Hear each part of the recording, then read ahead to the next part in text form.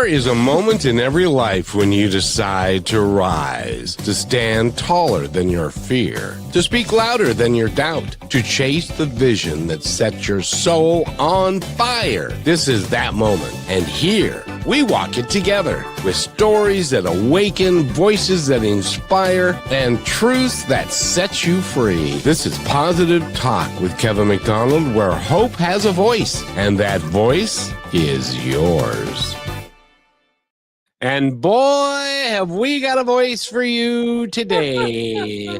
First of all, I gotta tell Brichelle, in the opening that we're doing, the brand new opening that we've got, it shows a Space Needle, and there is a 12 on the Space Needle. Do you know what that signifies? I don't. Do you want to teach me? That is one of the few retired numbers from the Seattle Seahawks, because that's the 12th man, and that is, we honor all of the people in the stands, because quite frankly, they're a little nuts sometimes, and they are really loud in support of the Seattle Seahawks. So we retired the 12th man, and sometimes they'll fly that above the Space Needle. It's really cool. Well, you let me know when they do that, and I'll head on over. Okay, I'll tell you what, why don't you introduce our guest for the hour? Yes, today we have Kris Keppeler here with us. I've looked forward to this interview all week just because of the unique name and all of the amazing things that you're doing with voiceovers. And, well, I'll let you talk about all the things you do. And thank you for being here, Kris. How are you? Thank you for having me. I'm doing pretty good. It's a little hot for me here today, but yeah. Is it now? You and I both are in Seattle, Kris. Yes. Do you have air conditioning?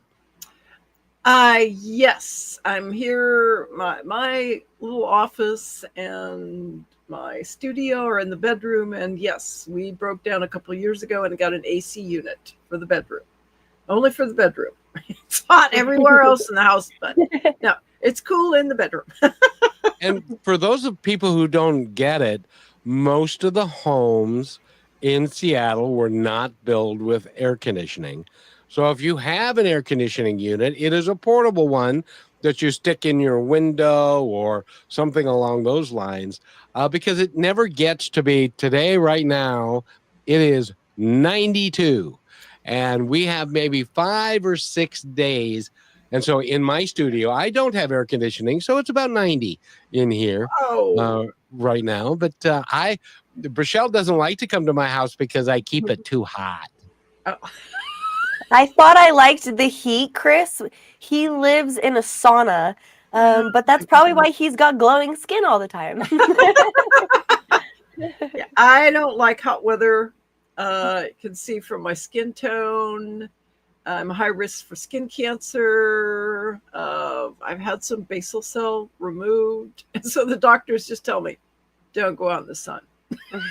So That's why I wear a hat, and it says Positive Talk Radio.net. Great. Yeah. And I wear, and you know what kills me about this? Apparently people don't look at your hat because nobody's ever said, so what's Positive Talk Radio.net? They never have done that yet. Wow. So, it doesn't mean they weren't paying attention. They still saw it somehow. Yes, and I guess, and I've also got a shirt that's got our emblem on the back and Positive Talk Radio. So, but anyway, doesn't matter. Wow. But Kris, it's an honor to have you here. And we're going to talk about a myriad of things, your acting career and your voiceover career, and also your activism career, which is, I think right now, it's actually more important than virtually anything else, because you are working with women on, and Brichelle, you said it best. Say it. Say what you said earlier again. Women supporting women is really what it comes down to. And men should support men, and women and men should support each other as well. So. I think men should support women because, quite frankly, I like you guys better than I like most men. I'm sorry to say. It'd be pretty boring without us here, huh? No kidding. it would be a bunch of smelly Run around guys, and in all we circles do all is day. all we do is go play basketball, or I gotta go play golf. I don't know. It's like I much prefer the fairer sex. You guys are much more intelligent and much more interesting to me. Ah, thank you. Yeah. And that's because well, you're welcome. That's because you're smart, and I agree with Kris said before we began that's 50% of our population, or probably 51, 52 at this point, and they deserve to make exactly as much as men get for the same work, or sometimes more.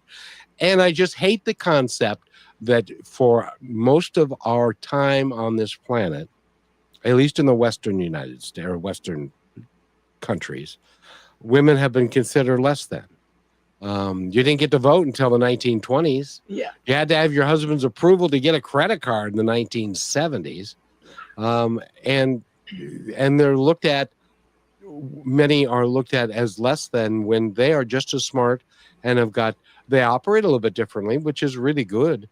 I would prefer that rather than, So, Kris, I have a question for you to begin with. Yes. Why is it, in your opinion, that when men are decisive and they are real go-getters and stuff, they're considered a high riser and a real guy that's making things happen? And when a woman exhibits those traits, oh man, what a bitch. Yeah. It's conditioning. It's conditioning from society. And it's been a long time conditioning. For what? I mean, we can document it, especially in the Western world, starting with the Greeks. Really? Over 2,000 years ago? Yeah. Treating women as less than. And then just continuing on and on and on and on, with us a lot of times not being able to do much about it. And if there are women that did do things about it, we don't hear about them. We don't hear about them in history at all. And there were female pirates. Turns out there was a famous female pirate that ruled an area of the seas in Ireland for years. She was, she was the leader. But have you ever heard of her? No. You got to dig for that. You don't hear much about George Sand. And she was amazing. Hollywood did some biopic several years back, and it was just terribly done. That she was chasing fame. That didn't even exist. That idea of fame, the way we have it today, didn't exist in her time even. She just wanted to... She wore men's clothes because she learned from her grandmother to walk every day. She walked every day of her life. Even the day she died, she went out for a walk. And when she moved to Paris, women's shoes were basically little slippers. Well, you couldn't go out for a walk in Paris because you'd ruin every slipper you ever put on because it was muddy. And there wasn't sidewalks like today. And so it was her mother, who told her, I know a guy that'll make you boots and a coat so you can walk. That was her mother, which meant that women were wearing boots and coats in Paris in the 1700s. Did you ever hear about that? No, you don't hear about that. But it's true. Well, but didn't they... Oh, go ahead, Michelle. No, go ahead. No, I was just going to say that, they had long skirts, so you didn't see... The skirts went all the way down past their ankles because they weren't, in those days, weren't allowed to show their ankles. That was too risque. So they just, the style of coat that they wore was very long. So it didn't really, it didn't show their behind at all. It was covered, and then they had the boots. and they simply just put their hair up, and honestly, people didn't notice, or it actually was, accepted, but you don't hear about that. You don't hear about that. So women were doing their thing even during that time. It's just, because you don't hear about it. Other women don't realize, oh, I can do that. It's like, yeah. The other day, actually, Kris, I think it was yesterday, I caught myself and I looked at my little cousin. I said, do you ever just remember that you have free will? You can do whatever you want, and there's power and there's danger in it. You get to choose. And you're talking about all these experiences and sharing these stories. Was there an experience you had that gave you this perspective and shifted all this and made you want to do this work? For me, I think it really started with my family. My mother, actually, in the 1950s, was encouraged to go to college. She was actually encouraged not to get married, believe it or not. And that continued on through me. I was never expected to ever get married. I was never expected to ever have children. If I excelled at something, if that was math, and I indeed excel at math, I was encouraged to do that. I was not discouraged in any way from math or sciences, ever. And so that, I just never thought about, no, I can't do this, because I was never told that I couldn't do it. I was, in fact, told that I could. If I was good at it, then go for it, Yeah. Kris and Rochelle, I'm going to test you again here. I tested her last hour. It was fun. I'm going to test her again. and that is, and Kris will know exactly what I'm talking about. But a lot of times women went to college to get their MRS degree. Do you know what that is? Yeah. Mrs. I do. Mrs. Registered. That's not a nurse. No, I don't know, Kevin. It was designed in the olden days, which wasn't that long ago or that old ago. Women were encouraged, if they went to college at all, to go find a husband. Yep. So they gave it the title MRS. Yep. Mrs. degree. Oh, okay. I understand. Yeah. But see, and that didn't even cross your mind, because that's not even a thing anymore. Well, yeah, that's why I wonder, when did you guys, either of you, notice the shift and when it kind of changed? Starting in the 70s, began to shift in the 1970s. With Gloria Steinem and with other, there was a period of time in the 70s and the late 60s when actually bra burning was a thing. Yep. Not when you were wearing it. It was when it was off. Yeah. I have heard of that. That got passed down. So, the women were going with their T-shirts and were not wearing a bra, which I found fascinating myself. But it's some quite older the thing men these days, Kevin. Still, so preference. Well, you'll have to.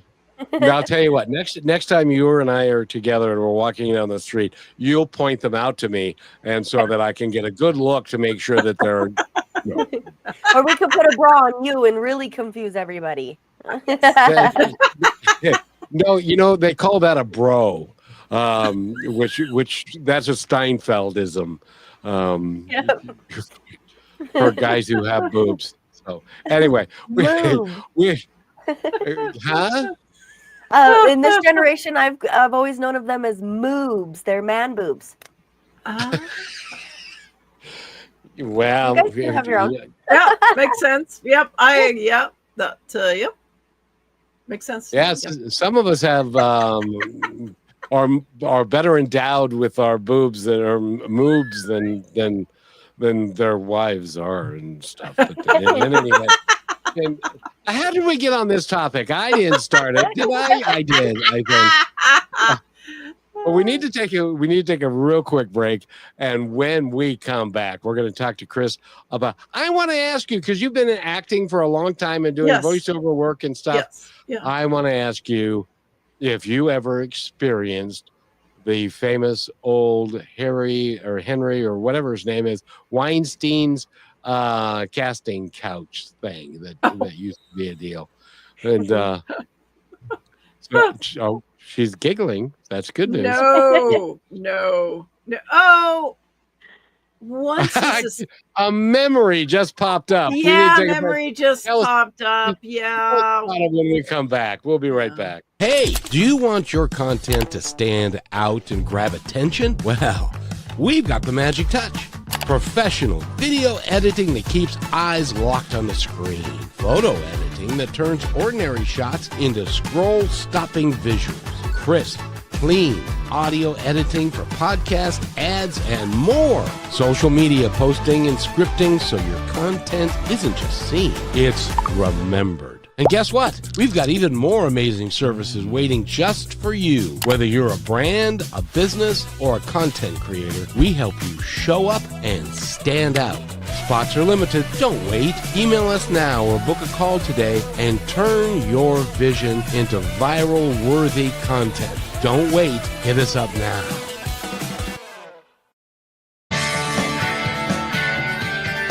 And welcome back to Positive Talk. If you're wondering where you can email us at, Rochelle, where can they email us if they would like to access some of our services? Yes, contact Kevin or I at Kevin or Rochelle at kmmedia.pro, and we'll be in touch. Very good. Very good. Kris, thank you. And we were talking about you've been an actress for a long time and you've done voiceover work. Did you ever have the experience of, you could get this job, but there's a string attached or something along those lines? Once when I was singing opera, I had a conductor that's who intimated that, if you do this, for me, I'll give you this role. It never went farther than that, and I kind of went, ew, up front. Bye-bye.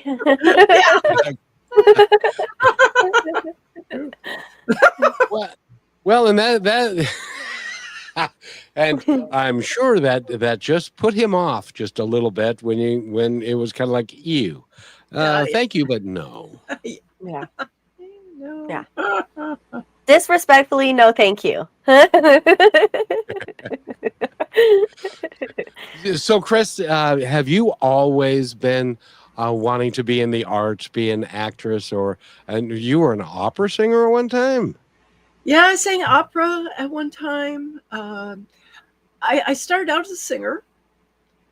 I loved to sing, and I was told I couldn't sing. And I persisted. I started out in junior high choir. And they said, oh, you're an alto, and you can't sing, but we'll take you anyway. Your voice wasn't developed. How could they say that? What I didn't have was a musical ear. I didn't have a musical ear. My dad liked to sing, but did not have a good musical ear. So I grew up hearing the wrong stuff. Yeah. I grew up hearing things incorrectly. And that the choir directors dissed me didn't help. They refused to help. So that didn't help either. So I'm out there guessing, but I persisted. I loved to sing. I wanted to sing. And it wasn't until I persisted in high school, and was dissed again. And it wasn't until I got to junior college and was persisting in choir still that finally got a director that said, I want to help everyone in my choir. And then that's when they discovered that if you got the right thing into my ear, it's like, what, wait, you do have a voice. What? I'm like, what? I can do it. And he encouraged me for voice lessons. They still thought it was an alto. I did that. And what happens, I got bored with choir. It's like standing up there, squished between lots of people in a black dress, and I don't like the color black. I got bored with it. I quit for a while, and then it's like, I want to go back to singing again. And a blind date took me to a Gilbert and Sullivan production. And on the back of the program, it said, "We're looking for chorus members." And I thought, hey, I'm going to try that. And I went in and sang a little bit, and they said, yeah, we'll take you in the chorus. And in the next production, I was a fairy, and I got to wave a wand, and I had wings. Let me tell you, that was so much better than standing on risers with a bunch of people in black. So, so that's how I got. So I continued to do some more with them, and it's like, I want to be at the front of the stage. Well, to get to the front of the stage, I had to take acting lessons. And so it just, I continued. It was like acting was fun. Doing stage productions was fun. I still like to do live work. I don't do it very often anymore, but I still enjoy it. And then I got into film, and then someone said, oh, you like to sing. Gee, you should try voiceover, because it uses acting and singing skills. And indeed, every time I step in front of the mic, I'm using not only my acting, but my singing skills. So. And if you go look at your resume and stuff, you've done a lot of stuff over time. Yes, I have. I just, kept at it. I enjoyed it. I still enjoy it. I just did a commercial audition this week. I still have an agent in town. Yeah, I still like it. Yeah, and Rochelle can sing. Maybe we should get you an agent, Rochelle. Kevin, I have never actually taken a single voice lesson in my life, but I would love to do it, because the way that you used this as motivation to do something far beyond what just singing was, like you say on your website, is versatile storyteller that brings your content to life. And I think that Kevin talks about how acting is so important, and how it kind of changes the way how you are, your confidence and just everything, right? It's a huge confidence builder. Before I got into acting, I used to be scared to death to get up in front of people, just scared to death. It was like nervous wreck. And then I started taking acting lessons. And then the company I was working for said, oh, can you give this presentation? And I said, oh, yes, okay. And I got up and started talking, and I went, what happened? We did it. Oh my gosh. I am not nervous anymore. I'm not afraid. I like to give presentations now. Yeah. Go ahead. All I did was take some acting lessons. I had no idea it was even happening. What was taking the acting lessons? Well, and Kris, I tell people whenever we have somebody that is an artist like you are on the show, I tell them, if you have got a teenager or even a preteen, but put them in improvisational drama class. Yeah. Because it will give you the skill. Like, you were scared to stand up in front of people. Yeah. Yeah. And then you took acting class, and then you pretended that they were all naked and stuff, and it was fine. No, I don't know. No, I never thought of it that way. The acting just simply vanished. But I have to say, make sure that they're with a reputable teacher. I had a bad teacher of improv, And I can do improv. I don't like it. I don't think I ever will because I had a bad experience. Oh, I'm sorry. So yeah, so it's important. And the one thing I forgot to mention is when I went back, and it's just the importance of working with people who know what they're doing. When I went back to taking voice lessons, and I was in my 30s at this time, I went to a very reputable teacher, and she listened to me sing, and she said, "You're not an alto." I'm like, what? Not only was I not an alto, I was a high soprano.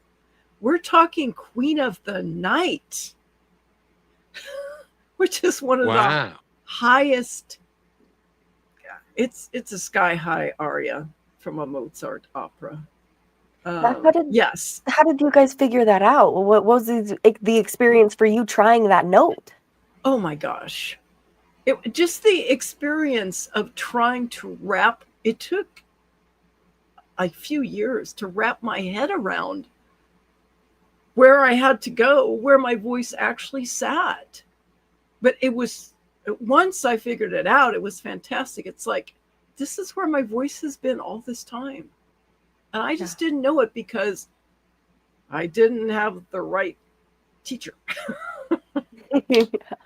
So yeah, it's really so important that you have the right teacher and you listen to what's, right for you. So yeah.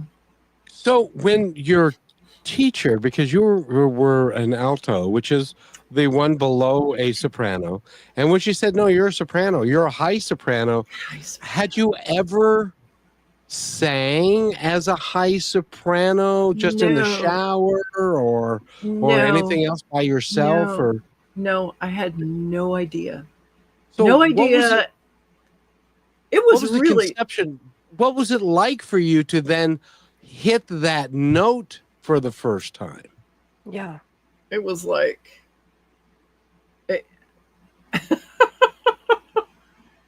it was really, really difficult to change the mindset. Really difficult. Yeah, that. And then I eventually, I then studied opera in Austria and Italy.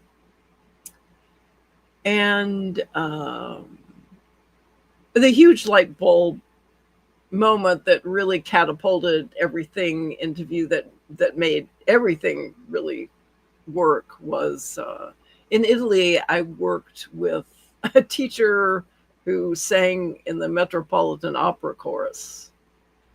And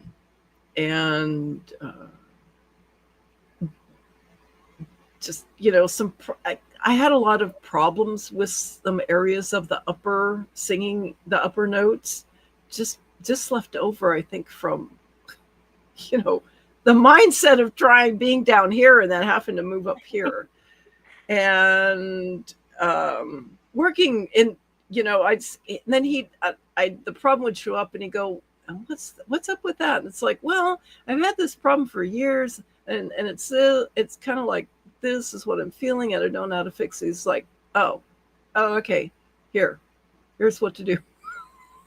10 minutes, my problem goes away. Wow, that's really cool. Yeah, but I was left with a lot of weird stuff that didn't work in weird places, and just because, just changing that. I remember I sang for like 6 months in the Seattle Symphony Chorus, and in the first soprano, which is really fun because we sat right behind the percussion people. They were always fun to watch. All the little things in front of them, that they're ready to go ding or clack or.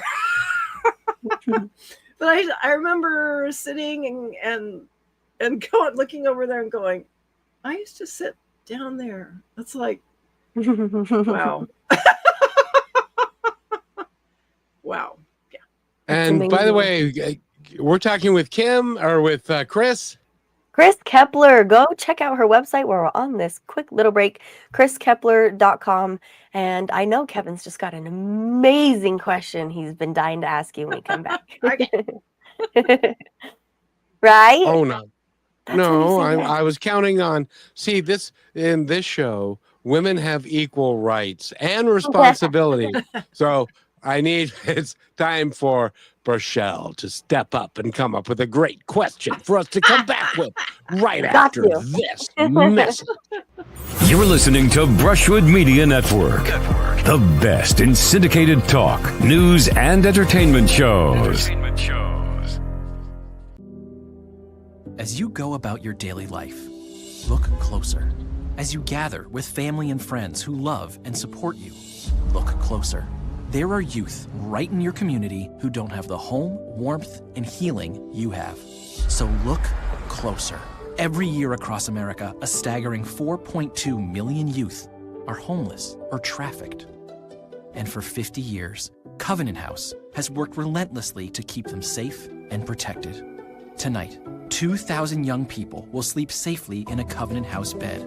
And tomorrow, they will wake up surrounded by love.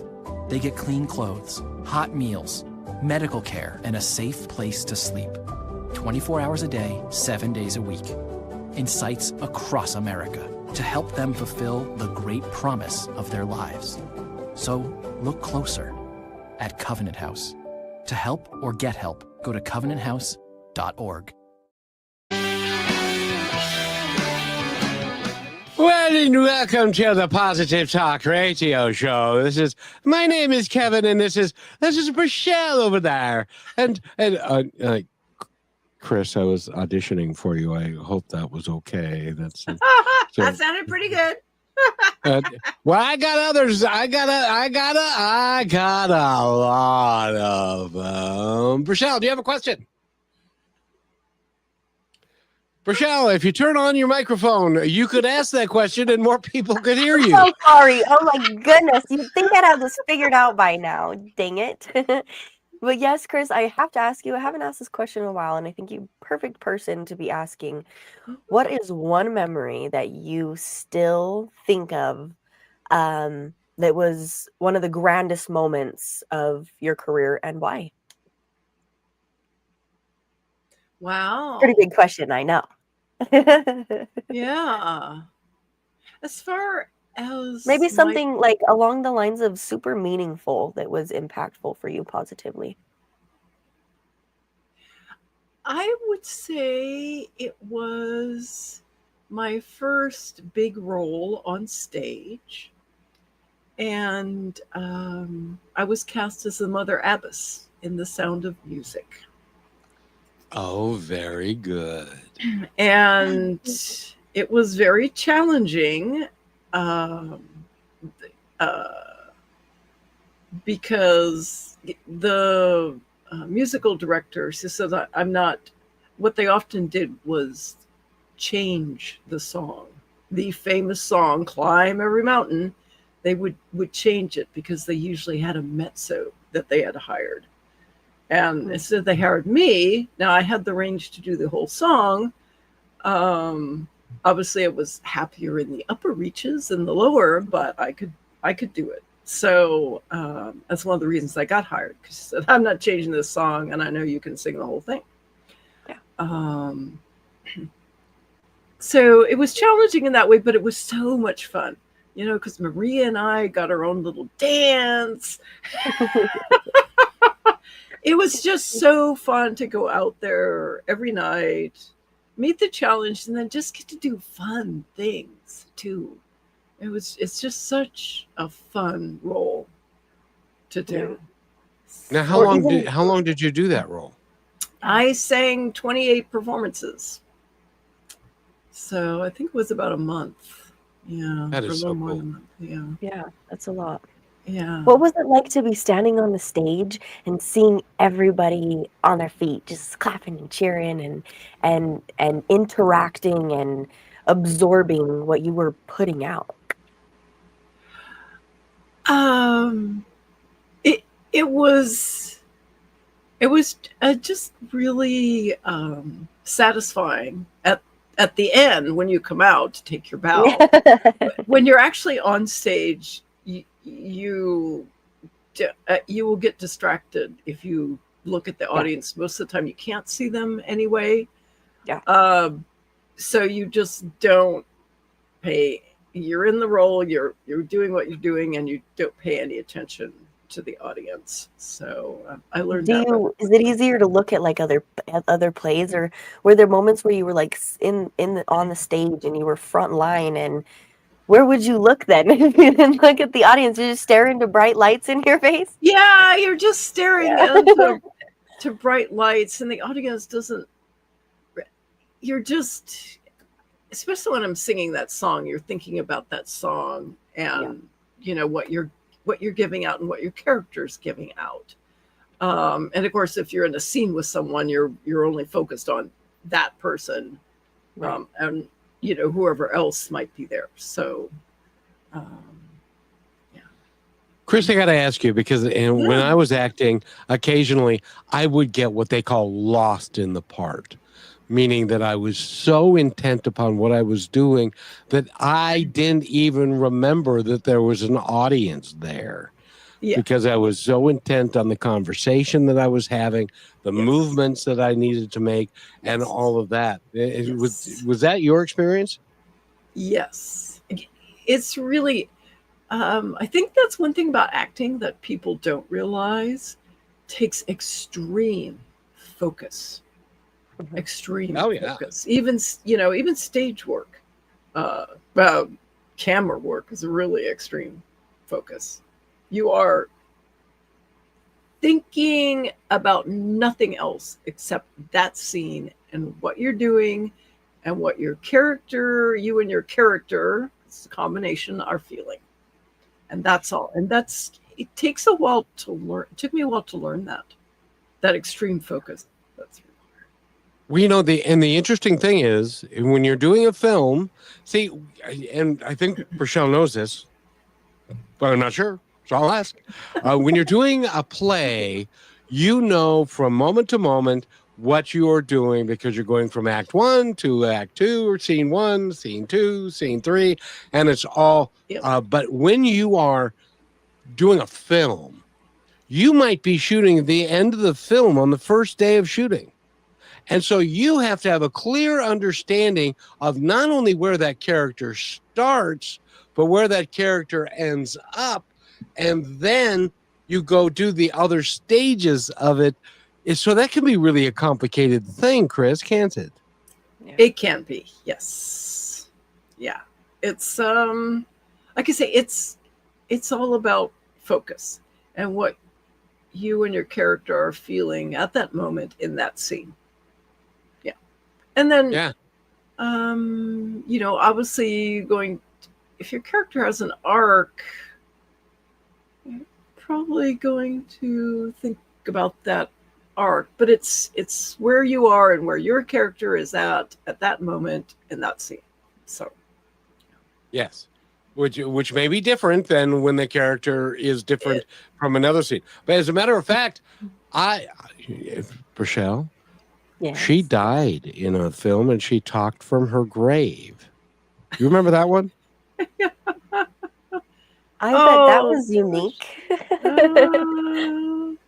You're talking about the animated film? I'm talking. Well, it may have been animated, but it was in your. It's on your. It's on my reel. Yes, that is an animated film, and indeed, yes, I was. Yes, speaking from the grave. Yes, she was dead. She wasn't alive. She was dead. That's kind of a cool perspective, though, to be able to achieve that, right? Yeah, it was. I was, and and that was a challenge because I was actually. It was a true story, written by the producer. It was her story and her grandmother's story, and I was playing her grandmother. So that was, we went. It was quite the challenge to bring out the person that I was bringing out the person she remembered. Yeah. So That's so yeah. powerful. In learning this too, I am so curious, did being able to have this focus and learning the attention help you just in your day-to-day life and kind of change the root of that too, because you were all of a sudden now paying attention to maybe things you weren't before?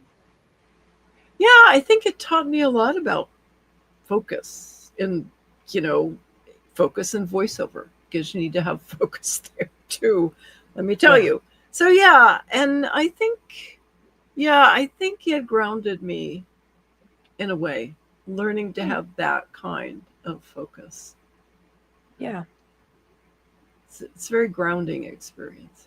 It is really surreal, Rochelle, because when you are that focused, you don't see anything else. Yeah. You are so focused on the task at hand, that somebody can do anything and you wouldn't notice it. Because you're so focused. And it's a skill, it's a muscle you have to build. I can relate this. I've always been a dancer all my life. I've always loved performing. I'm more nervous of it now, which is a little weird. But I did figure skating professionally for 8.5 years. And wow. There was times, I'll admit to you, where that focus broke. I would make eye contact with the judge. And I had experiences where I all of a sudden in the middle of the ice forget my routine. I don't know what's next. I'm skating around. I'm trying to make it up. But that was a muscle that I had to build. It wasn't something that's just like, oh yeah, go perform and focus, pay attention. But it came down to, like you said, that anything could happen in the audience. I would hear 5 of my little cousins up in the audience just screaming bloody murder. And I was able to stay who I was within the time where I needed to be present, because I did like Prince of Bel-Air and I did Napoleon Dynamite and I did Mario. So I kind of had to embody exactly what that was and what I was presenting to not just the judge, but to the audience. And then there was that break where the music ended and it was like, or sometimes it was like, oh, you poor thing. But I had to learn. It wasn't something that just came. No, it's something that, I think it's the thing, and a lot of the performing arts. Yeah. And it gets real fun when you're doing comedy. And there is a part of you that has to go, oh, the audience is laughing at that. I have to stop. I have to break. I have to let them laugh. Then you got to go on. The most surreal comedic moment I ever had. There was you probably don't know the show. It was called Dark at the Top of the Stairs, and the person that I played his name was Punky Givens. Now Punky Givens had no lines, but he was a physical actor and he was shy, and so you had to denote being shy. And when somebody would talk to you, you would go, I don't know, and stuff.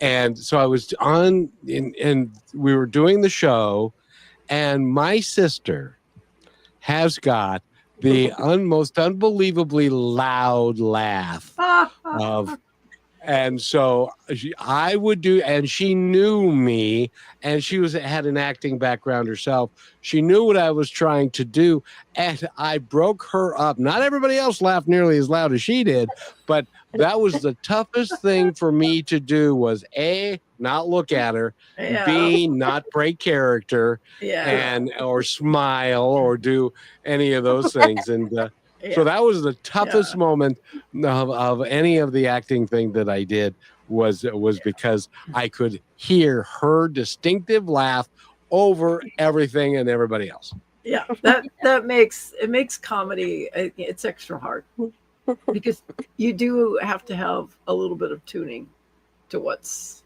Well, who was it that said acting is easy, comedy is hard?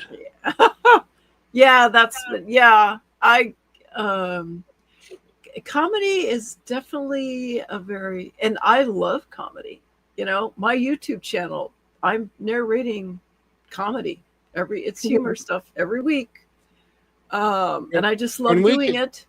Kris, when we come back, I want to spend the last 15 minutes talking about your YouTube channel and your comedic acting and what you do there. Brachelle is right here. Brachelle, would you like to take us? And because we're going to play that thing again. Yes, I'd love to. Kris, please tell us what you think of this. It has now been dedicated and is very, very special to us. And I'm pretty sure you'd get this. So take a look and listen. Don't go anywhere, anybody. We only have 15 minutes left, and we're about to give out all the good information about Kris and what she's got going on now and what she's doing. So it's me and Kevin and Kris Keppeler, and we'll be right back.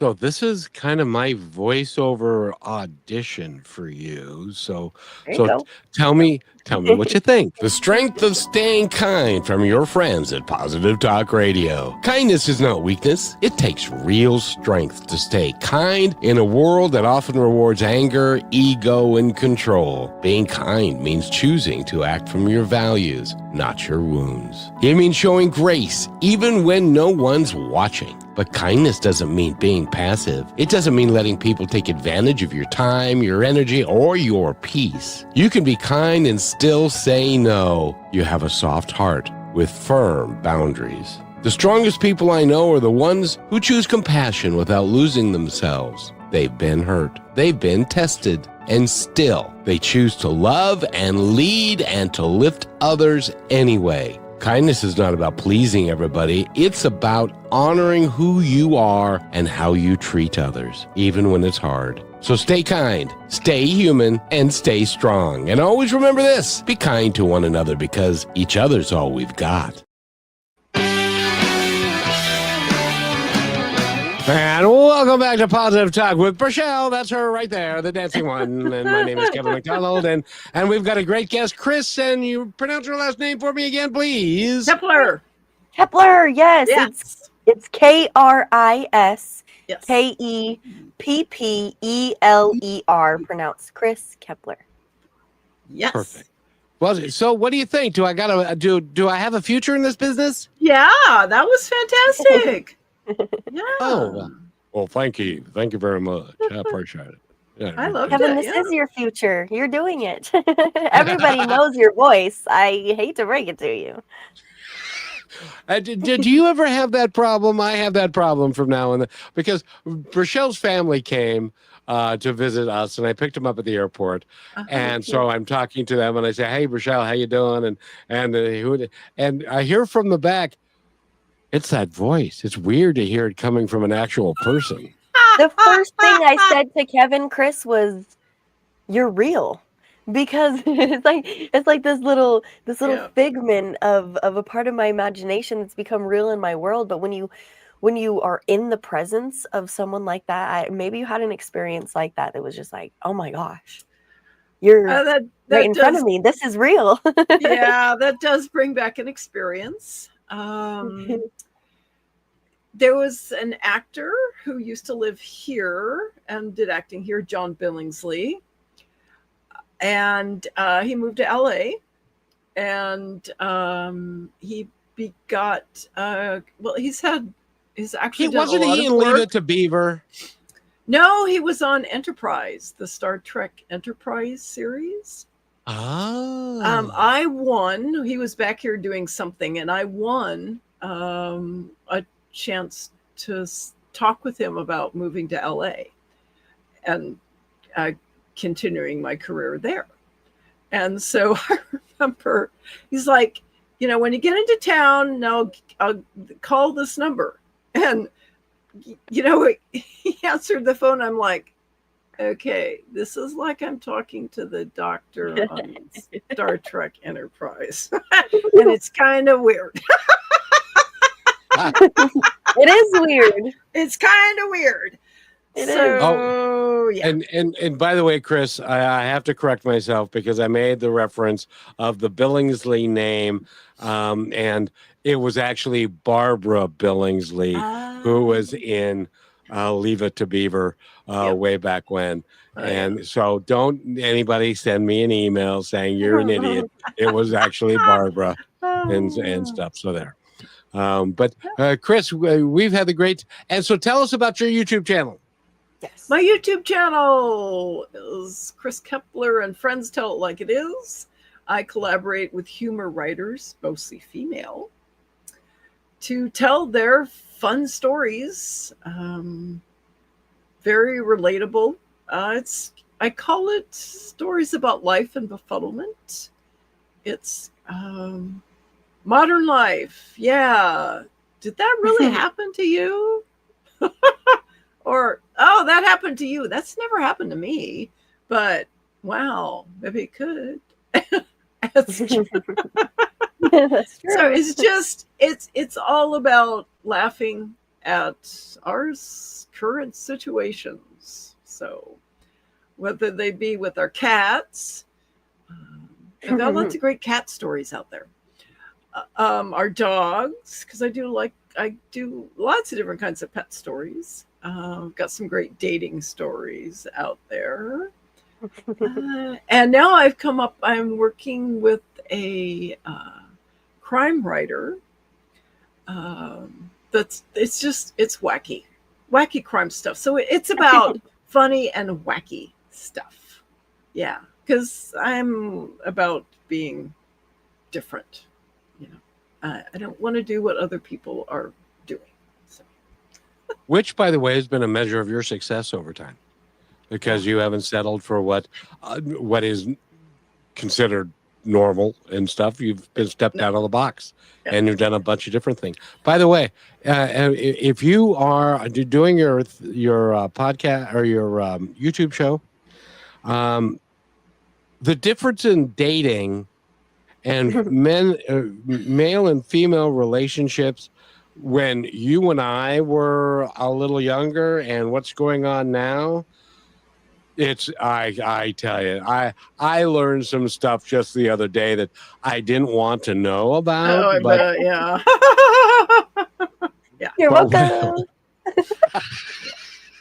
Well, Got to keep you updated. I know. Well, and this was also coming from her 16-year-old cousin, and see, in our day, if you wanted to take like a picture of yourself, you had to take it to what they called a photo mat, and then you had to have somebody process it. And no, them's days is all gone. Yeah. You don't need anybody to do something stupid. You can do it all by yourself. Yeah. And they're doing that all by themselves, aren't they, Michelle? Yeah. It's become very skewed in a way of I do love how the one thing that I've noticed that we kind of lost out on that I loved about the elder generation is how much respect was important. Not just respect to everybody else, but also to yourself. And we kind of just run around and it's just like, we're gonna blow everything up, or we're gonna just hide away and never do anything. But you have lived an extraordinary life, Kris, and you get to tell people stories. And we've been talking about how important your story is, because you just talked about your journey, which is your story, and how now you're taking that and you're expressing it for other people. And I bet that is so meaningful to them. Aren't they just like, thank you so much, Kris, for making this possible. It feels good to have it out and presented and have a story told of it. The great majority of writers I work with are just thrilled to hear their story in audio, I send them a link so everybody they know can hear it. So I just, there's so many great stories out there that you would never hear if you like to just listen to stuff. You'd never hear them. You never hear them. Mm-hmm. You never hear the wacky crime stories that I'm narrating. Yeah. Sure. Yeah, I bet when it comes into you, it's like your first time reading these stories is like, wow, okay, this is going to Wow. be fun. Yeah, it's always fun. And sometimes when especially their shorter stories, I have a tendency, even though I've read them, to just start the narration off the cuff and see where it goes. Yeah. So maybe it's slower, or maybe it's faster. If it's the pestilence in your refrigerator, it's kind of indignant.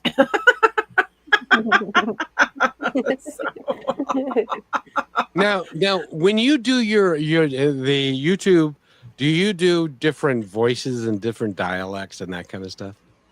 Not very often in the stories. Now, I do conversations, yes, and I do different characters. Some of the stuff I'm narrating does require that, but usually not dialects. That's not something. It's really not something I've ever been really good at. I'm not a good mimic at all. It's just not my thing.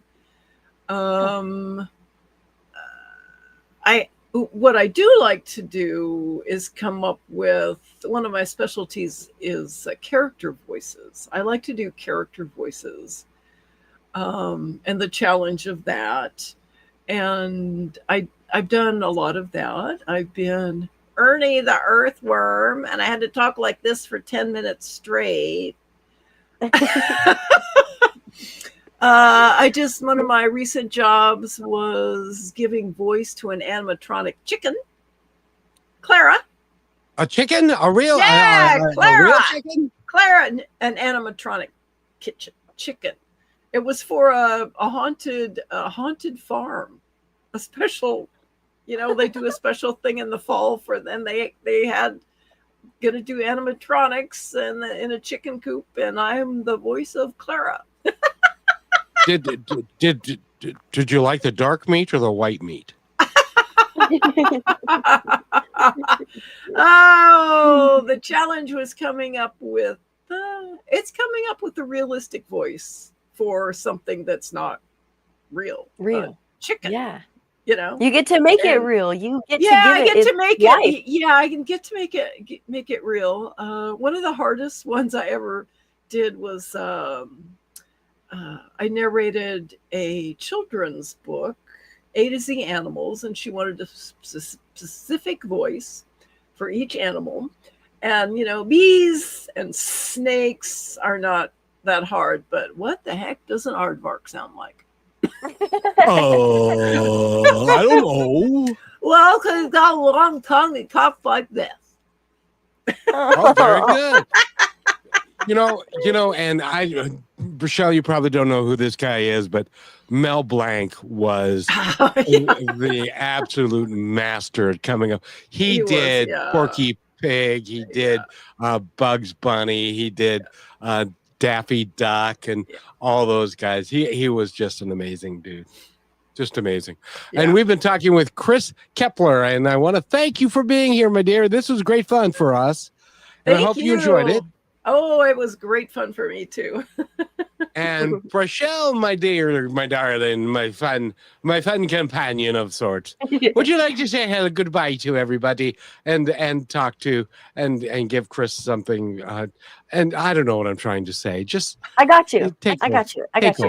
No, Kris, okay. Thank you for coming on and sharing your story. And I'm very thrilled to see what more voices you come up with in this lifetime and what you're able to give life to with people's stories. I think that is so important, and go you for doing that. I bet it's so much fun.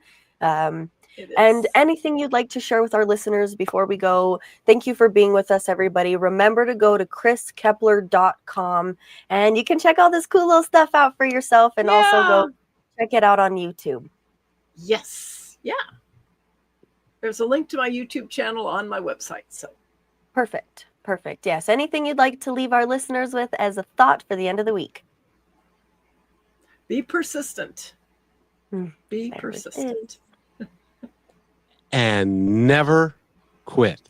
Yep. Never give up. Yes. That's been the motto of the week, and that's why you're here. Thank you, Kris. We've had a great time. And Rochelle, thank you for a fabulous week. Of course. Thank you. Thank you for everybody for being with us. We love you from Positive Talk Radio. And if you didn't catch all the full show, make sure you do that over the weekend, and we'll be back on Monday. Thank you for being part of Positive Talk with Kevin McDonald, where stories inspire and voices remind us of what truly matters. May today's conversation give you hope, courage, and a reason to keep moving forward. And just remember, till next time, be kind to one another because each other's all we've got.